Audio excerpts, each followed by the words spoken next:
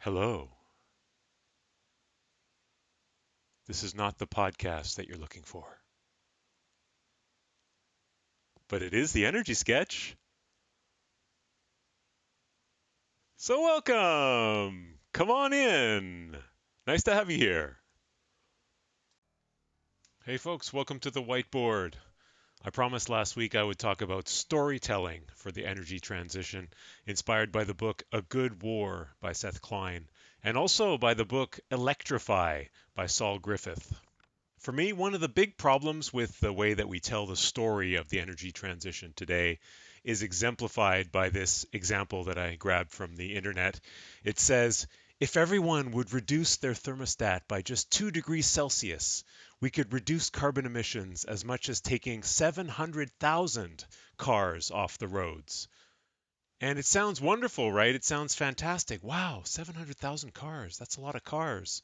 Feels like we're making a big difference with that. If only I just turned down my thermostat 2 degrees Celsius, we could make a big difference.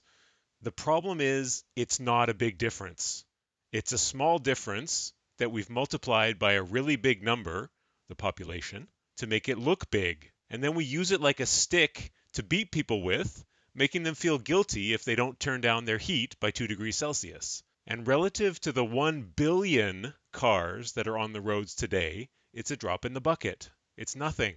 And the problem for me is really this hyper focus on individual choices. If only everyone would reduce and do their part, then maybe the future won't be so bad.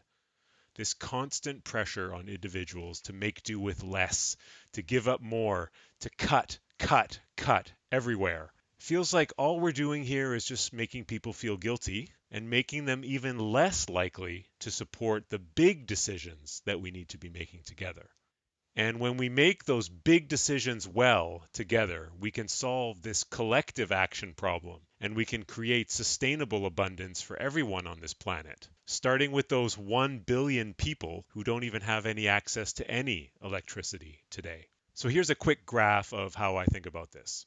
Here's our energy consumption on the y-axis. And today, a small fraction of our energy consumption comes from renewables, and the majority of it comes from fossil fuels. What we need to do is quite simple, really, and we have almost all the technology that we need for this. More on this in future episodes, of course. We need to rapidly build the right infrastructure so we can scale up massively the amount of energy we get from renewables while ramping down the energy that we get from fossil fuels. And we need to do this in a way that is just and equitable. And in doing this, we can create sustainable, clean, and abundant energy for all. Yes, abundance for all. This is the type of message that gets me excited and that I personally find motivating. So what about you? What types of stories around the energy transition and climate crisis do you find effective and motivating? Let me know in the comments. I'd love to hear from you. So thanks so much for tuning in to the Energy Sketch. See you again next week, Monday, 12 p.m. Eastern Time, youtube.com/@Energy Sketch. If you like the content, please hit subscribe. It would mean a lot to me. So see you next week. Toodaloo!